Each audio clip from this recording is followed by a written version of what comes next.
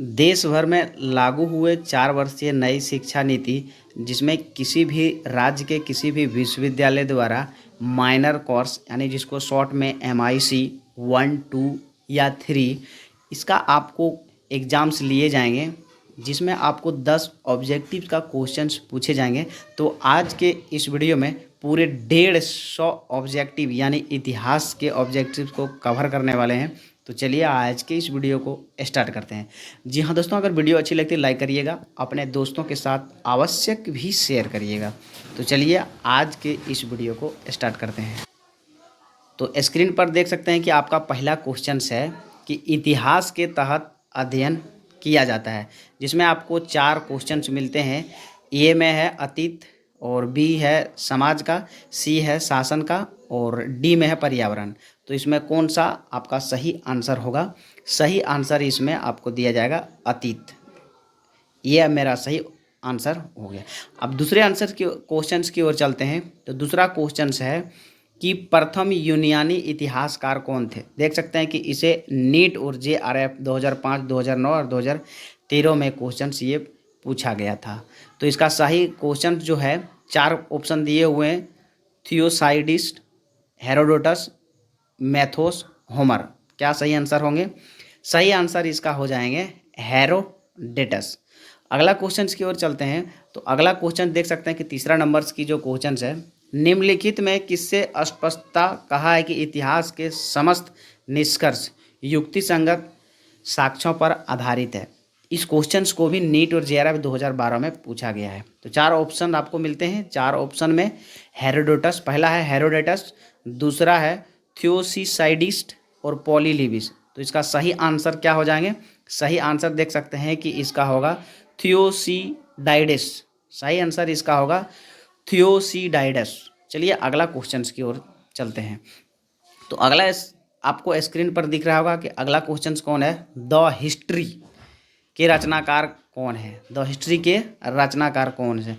तो आपको इसमें भी 4 क्वेश्चन मिलेंगे। ए में मिलेंगे हेरोडोटस, और बी में मिलेंगे मैगथनीज, ल्यूटोकार्क और फिलिनी।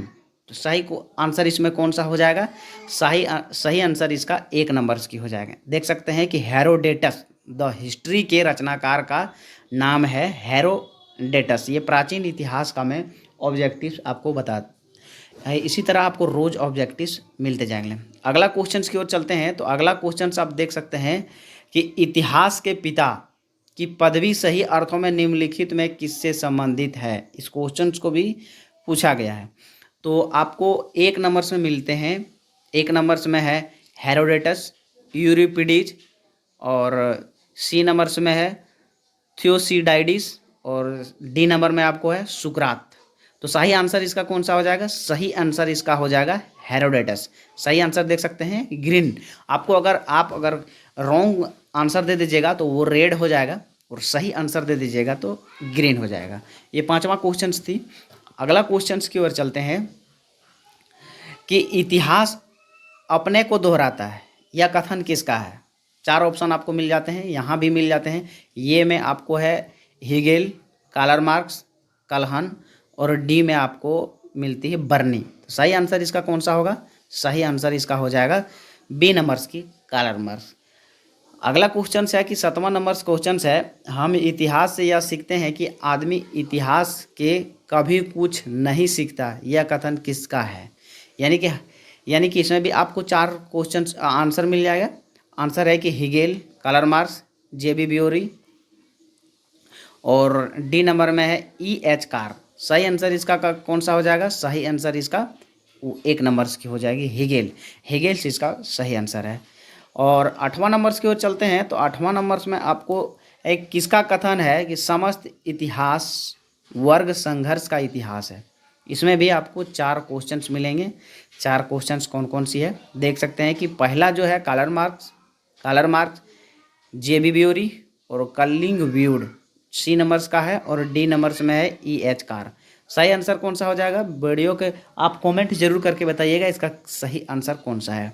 तो सही आंसर इसका 1 नंबर से हो जाएगा कार्ल मार्क्स, इसका सही आंसर है। नंबर्स की क्वेश्चन में चलते हैं।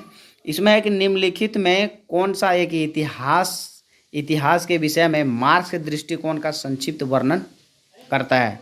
CDS 2010 में पूछा गया था। पहला को आंसर जो पहला है कि 1 नंबर में इतिहास विभिन्न व्यक्ति के बीच मुद्दे का अभिलेख। बी नंबर्स में है इतिहास शोक और संशोधित वर्ग के बीच सिलसिला। और सी नंबर्स में है कि इतिहास अतीत की घटना का विस्मरणीय अभिलेख।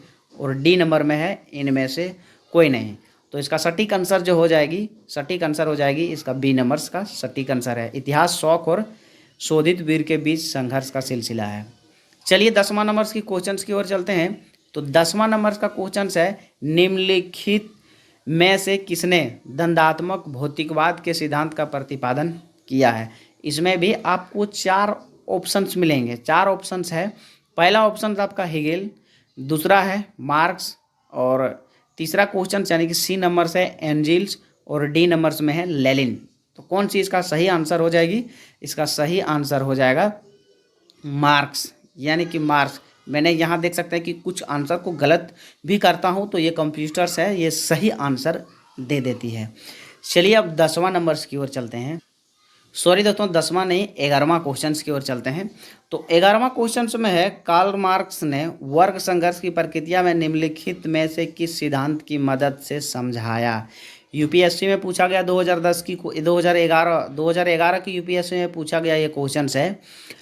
ऑप्शन ए में आपको मिलती है आधुनिकवाद, उदारवाद, अस्तित्ववाद, और ऑप्शन सी में मिलती है डार्विन का विकासवाद, और ऑप्शन आपको डी में मिलती है दंडात्मक भौतिकवाद।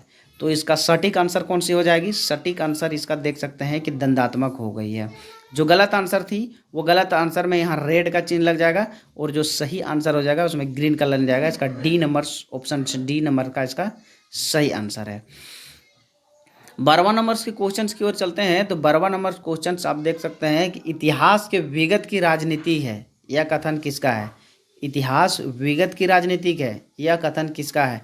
ये क्वेश्चंस भी 2004 और 2013 में पूछा गया है। तो ऑप्शन इसमें भी आपको 4 ऑप्शन मिलती है। 4 ऑप्शन है कि रटबस, कार्यालय, सीले, और डी नंबर्स में ट्रेवेलियन। तो इसका सही आंसर कौन सी हो जाएगी? सही आंसर इसका सीले हो जाएगा। उसी तरह अगला क्वेश्चंस की ओर चलते हैं। तो अगला क्वेश्चंस में थोड़ा ये उटपटांग क्वेश्चंस वाली है। इसमें है सुमेलित कीजिए, यानी कि इसका जो है विचार करने वाले कहते हैं। सूची 1 में आपको है कि ऑक्सट, ट्रेवेलियन, कॉलिंगवुड, बियरो। सूची 1 नंबर में है 4 ऑप्शन, और उसी तरह से आपको बी नंबर्स में भी सूची 2 में भी मिलती है 4 क्वेश्चन। तो इसमें आपको कौन सा आंसर सही हो जाएगा वो आपको यहाँ देनी है।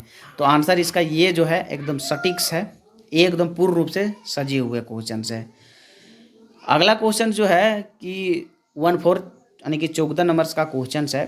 14 नंबर में क्वेश्चन है किस इतिहास दर्शन शास्त्री ने कहा था समस्त इतिहास समकालीन इतिहास है। इसमें भी आपको 4 ऑप्शन मिलते हैं। पहला ऑप्शन है गाय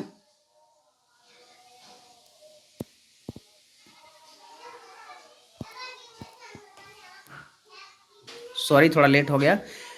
आपको पहला क्वेश्चन आंसर जो मिलती है यानी ऑप्शन 1 मिलती है गायम बिस्ताविको, बेनेडिचो क्रेचे, ओसवाल्ड स्प्रेंगल, और आपका डी नंबर्स में है वो है अंगस्टेड कॉमस्टे।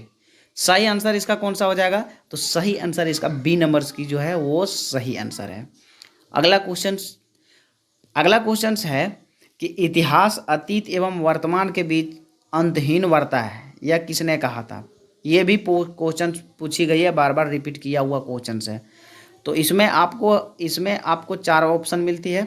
4 ऑप्शन क्या है कि E.H. Carr, Charles Firth, Karl Marx, और डी नंबर ऑप्शन है V.A. स्मिथ। तो इसमें सटीक आंसर कौन सी हो जाएगी? सटीक आंसर इसका E.H. कार है। अब 16वां नंबर क्वेश्चन की ओर चलते हैं। तो 16वां नंबर में है तिथियों के साथ प्रयुक्त होने वाला BC किसका संक्षिप्त क्षार है। इसमें भी आपको 4 ऑप्शन मिलते हैं।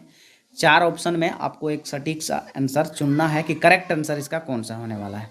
ये नंबर में है बिफोर क्राइस्ट, बी नंबर है ब्रिटिश कोलंबिया, और ऑप्शन सी में है British counselling booking curls. Correct answer इसका हो जाएगा 1 नंबर की इसकी करेक्ट आंसर है।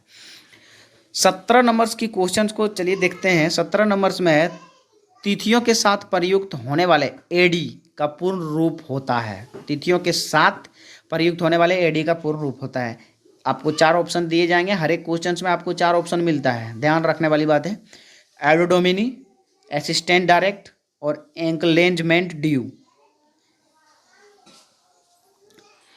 सी नंबर्स में है आपको एक्नॉलेजमेंट ड्यू और ऑप्शन डी में है ऑपस्टर डेट, एफ्टर डेट। तो सही आंसर इसका हो जाएगी 1 नंबर्स का, इसका सही आंसर है एनोडोमिनो। चलिए अब अगला क्वेश्चन की ओर देखते हैं। तो 18 नंबर क्वेश्चन में है कि वर्ष 2050 ईस्वी पूर्व, वर्ष 2050 ईस्वी पूर्व, इसमें 4 ऑप्शन आपको मिलती है, सही आपको आंसर देनी है। तो वर्ष 1 नंबर में है वर्ष 150 ईस्वी पूर्व के पहले आता था, वर्ष 150 ईस्वी पूर्व के बाद आता था, और जिस वर्ष में 150 ईस्वी पूर्व आता है। और आपको डी नंबर्स में जिस दशक में वर्ष 150 पूर्व आता है, आपको सही आंसर चुननी है। तो सही आंसर इसका हो जाएगा बी नंबर्स की, वर्ष 150 ईस्वी पूर्व के बाद आता है।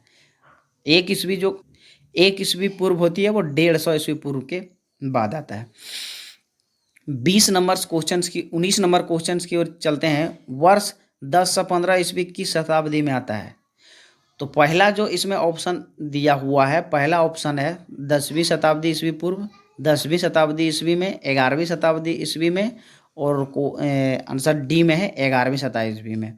तो इसका सटीक आंसर क्या हो जाएगा? सटीक आंसर इसका हो जाएगा 11वीं शताब्दी। देख सकते हैं कि ग्रीन लग गया है, 11वीं शताब्दी इसका सही आंसर हो जाएगा। 20 नंबर क्वेश्चंस की ओर चलते हैं। तो 20 नंबर क्वेश्चन में इसमें भी है कि सुमेलित कीजिए, आपको इसमें भी सजा हुआ आंसर मिलेगा। तो आपको देखना है कि कौन सा आंसर मेरा सही है। तो पहला जो है सूची 1 में दिया हुआ है, इसमें भी 4 ऑप्शन है, विक्रम, वसंतर, शक, संवत्सर, गुप्त संवत्सर, कली संवत्सर।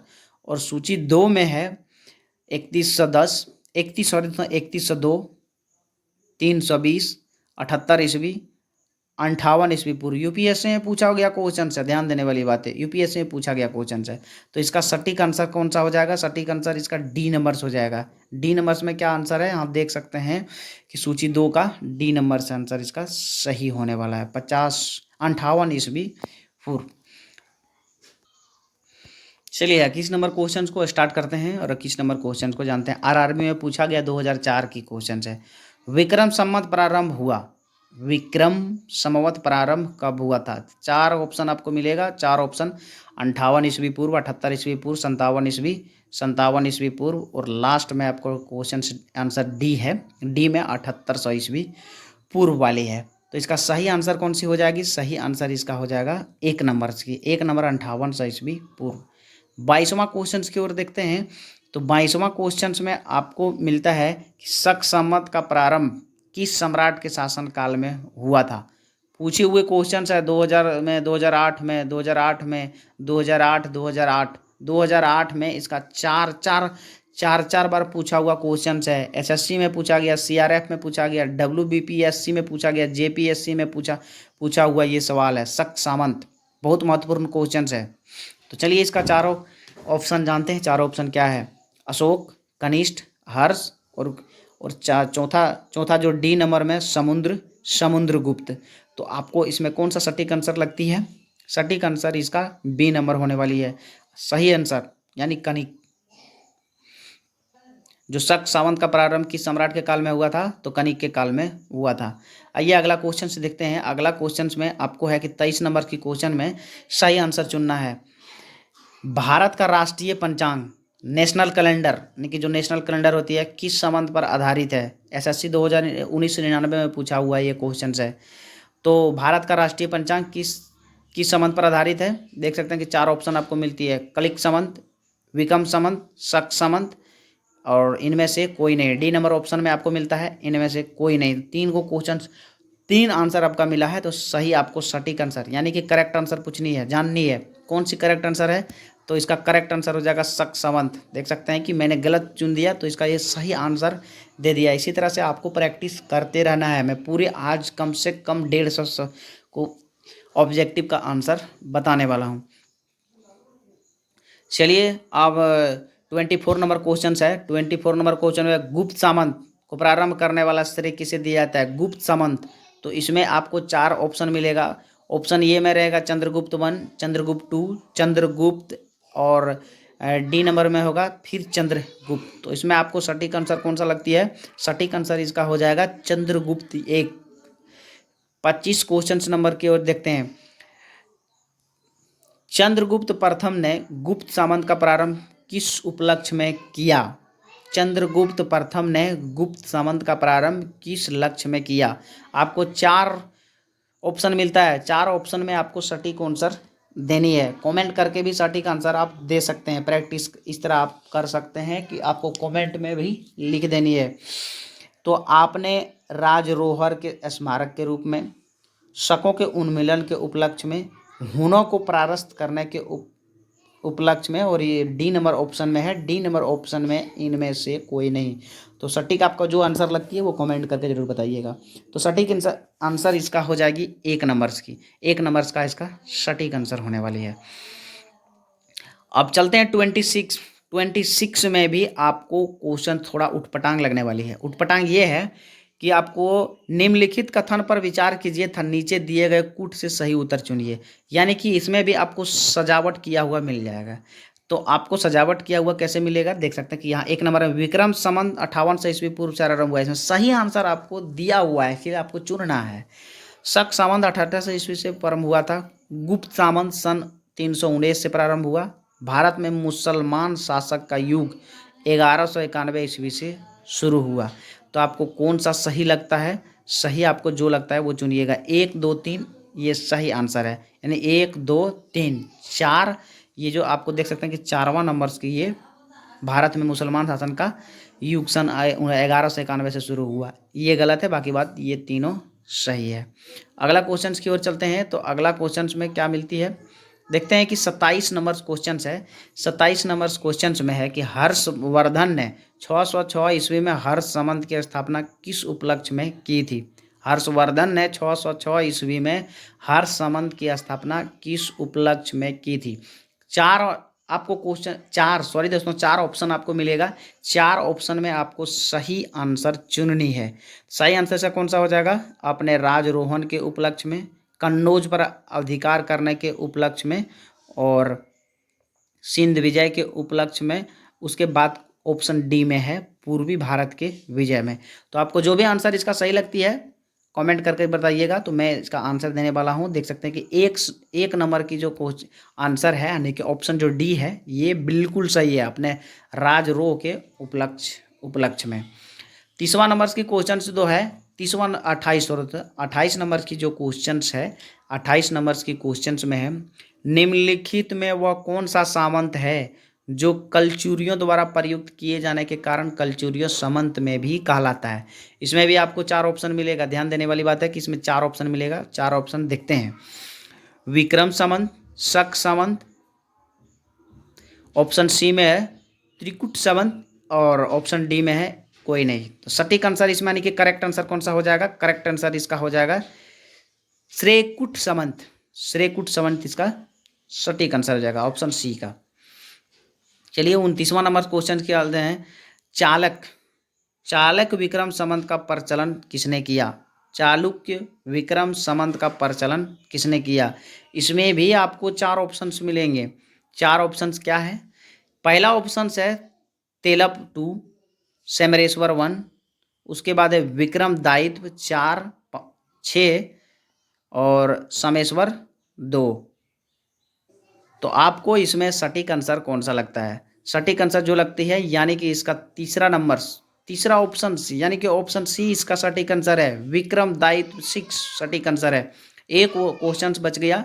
चलिए 30वां नंबर की क्वेश्चंस को देख लेते हैं। 30वां नंबर जो है निम्नलिखित में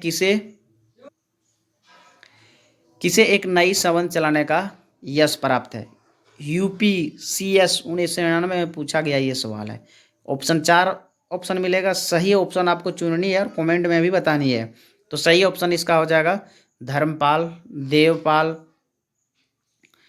विजय सेन, लक्ष्मण सेन। सटीक आंसर इसका कौन सा हो जाएगा? सटीक आंसर इसका देख सकते हैं कि ऑप्शन डी नंबर होगा, लक्ष्मण सेन। लक्ष्मण सेन इसका सटीक आंसर है। तो दोस्तों वीडियो 150 क्वेश्चन जब हम ऑब्जेक्टिव्स का सॉल्व करेंगे तो वीडियो बहुत लंबी हो जाएगी। तो 30 क्वेश्चंस में आपको इस वीडियो में दिए, 30 क्वेश्चंस में कितने आप सही करते हैं कमेंट करके जरूर बताइएगा। मिलते हैं अगले वीडियो में नई टॉपिक के साथ।